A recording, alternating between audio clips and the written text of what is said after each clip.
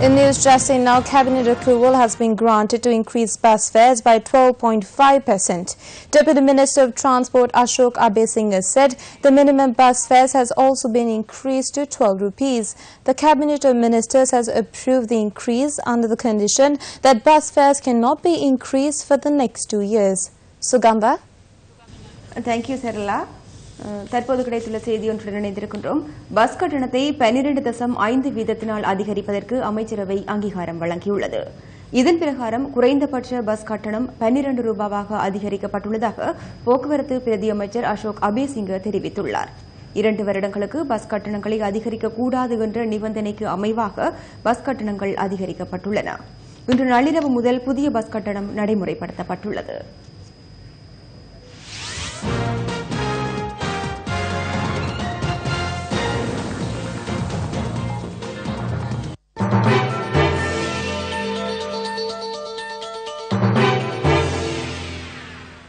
Good afternoon, you're watching Lunchtime News on TV1. Well, before we head into our stories, first we'll take a look at your headlines. Death toll as a result of the inclement weather rises to 9. More than 40,000 affected. Traffic congestion reported at Kaduwala entry and exit points of the Expressway. Joint opposition request for debate on the disaster situation. Johan Piris becomes the second Sri Lankan to reach the Mount Everest summit.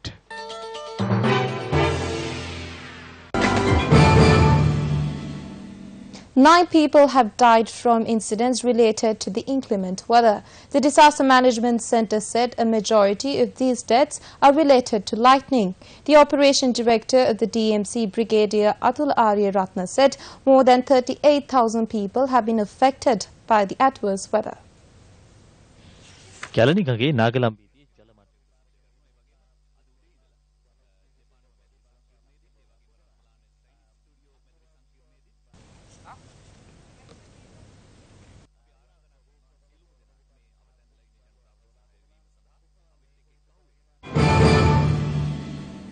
Here's a look at the weather forecast for the next few hours.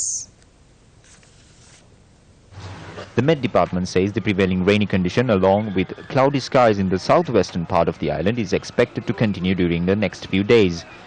Showers or thunder showers will occur at times in western, southern, Sabaragamuwa, central and northwestern provinces. It also adds windy and showery conditions are expected to enhance in the northwestern, western and south sea areas during next few days. Showers or thunder showers will occur at times in the sea areas extending from Trincomalee to Pottuவில், via Batticaloa, and in the sea areas of the coast extending from Mannar to Hambantota via Colombo and Galle. Considering the number of displaced persons at this point, the vast areas affected and the imminent danger residents of many districts are, in Newsfirst MTV MBC launched the Suhani Yatra relief effort.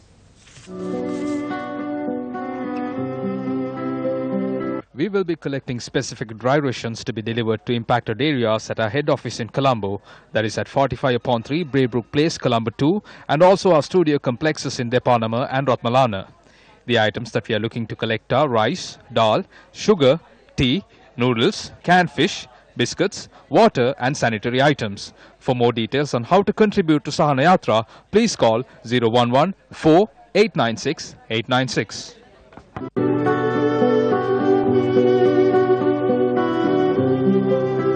The Sri Lankan Navy has dispatched 27 rescue teams to assist those who have been affected by the adverse weather. Navy media spokesman Commander Dinesh Bandara said 10 teams have been assigned to the Western Province to evacuate the displaced and provide relief to them. In addition, 13 teams have been dispatched to the Sabaragamuwa Province and another 4 teams have been dispatched to the Northwestern Province for rescue and relief operations. Navy headquarters announced 172 people affected by the adverse weather were provided with assistance. The Navy said the contingent of 94 sailors were assigned to the Navagamuwa area for rescue and relief operations. Commander Dinesh Bandara said the Sri Lanka Navy Marines, the Rapid Response Rescue and Relief Unit, the Special Boat Squadron and Sri Lanka Navy Divers have been attached to these operations. Today, the Quick Response Centre located at the SLNS Cameron Naval Barracks and Naval Detention Barracks dispatched a convoy of trucks with mobile kitchens, cooking utensils, tents, water pumps and mobile latrines that can be used immediately by those affected in the Ratnapura district. A man who had gone fishing in the Abhava died after he was struck by lightning. The victim had gone fishing with another at around 4:30 last evening and died following a lightning strike.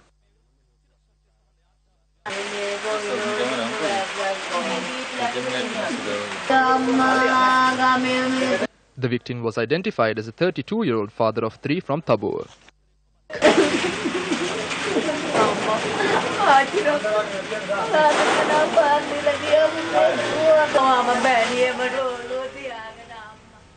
The Road Development Authority states a congestion is experienced at the Kadwala exit of the Colombo Outer Circular Expressway due to the floods in Piyakama. The RDA noted movement of vehicle towards Kadwala has come to a standstill. It went on to claim a congestion is also reported when vehicles attempt to move towards Kadawatha from the Kadwala exit. However, the RDA says there is no traffic congestion on the Colombo Outer Circular Expressway from Kadawatha to Matara.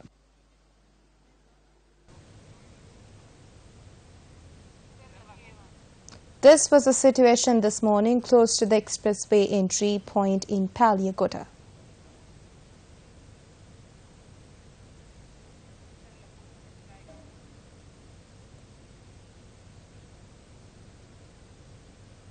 Operations along the Putram railway line came to a standstill this morning as the track were inundated following heavy rainfall. The Department of Railways said the area between Narantiya and Thammoda area inundated. It added trains from Colombo will only operate until Dunuvilla on this particular railway line.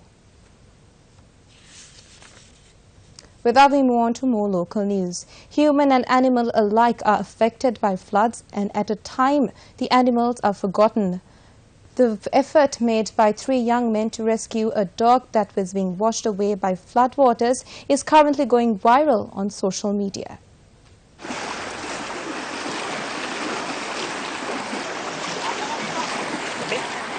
In the footage, the youth can be seen forming a human chain to rescue the dog from being washed away.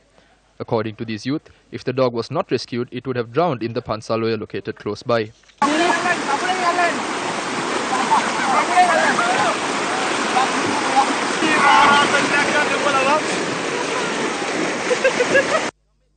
Nine people have died from incidents related to the inclement weather. The Disaster Management Centre said a majority of these deaths are related to lightning. The Operations Director of DMC, Brigadier Atul Aryaratna, said more than 38,000 people have been affected by the adverse weather.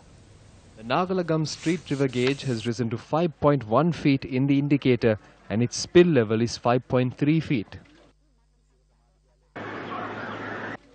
The Disaster Management Centre has requested people living on the banks of the Kalani River in the Nagalagam Street to remain vigilant.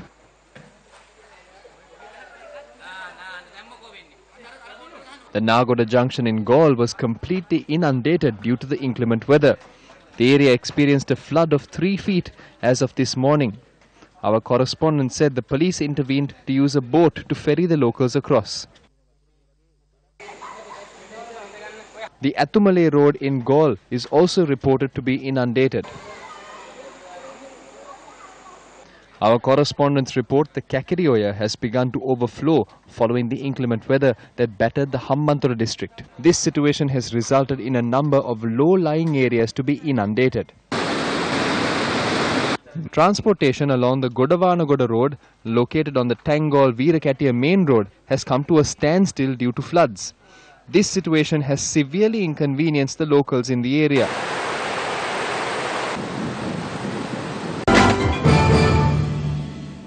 In some political news, the joint opposition has made a request from Speaker Karujai Surya for a special parliamentary debate on the disaster situation that has affected the country.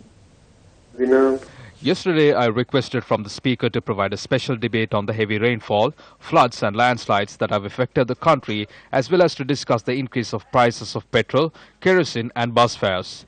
We also want to discuss the increase in the price of goods. Therefore, we want to postpone today's agenda and debate this situation. We hope the Speaker will provide us that opportunity. Here are some of views expressed in the political arena. UMP parliamentarian Mayanth Disanayake expressed the following in Yatinuwara.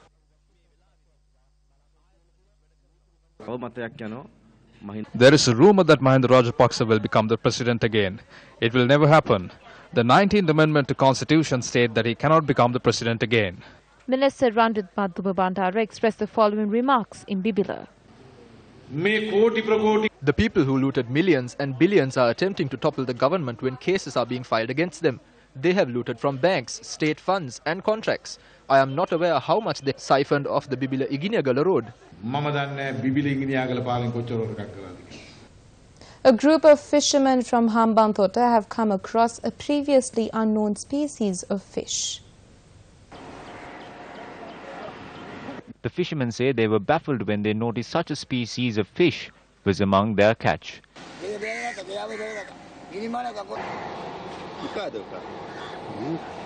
The unusual placement of the mouth of this fish had fishermen puzzled as well.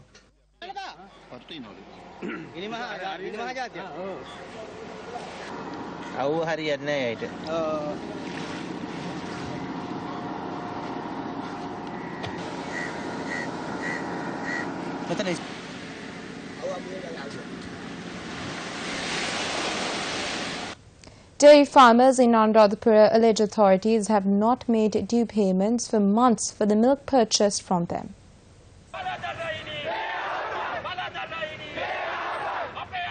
The dairy farmers in Anuradhapura demonstrated obstructing the Anuradhapura Hospital main road.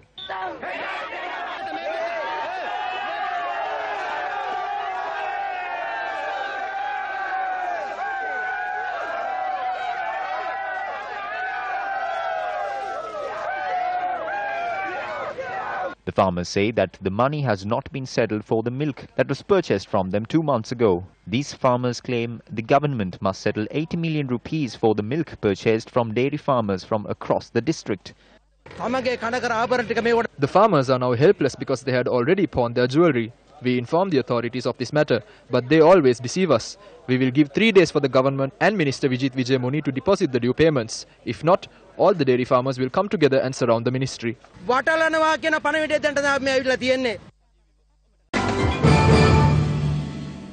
Finally, some sports news. Sri Lanka's Johan Piri successfully summited Mount Everest at 5:55 a.m. Nepal time today. This was his second attempt. Pires now becomes the second Sri Lankan to summit Everest after Jayanti Kurutumpala in 2016. His earlier attempt in 2016 was unsuccessful when his oxygen tank failed 400 meters before the summit. Mount Everest is the highest mountain in the world and is the highest point on Earth. Well, this is a wrap of lunchtime news for the day. Do join us again at 1:55 with the very latest.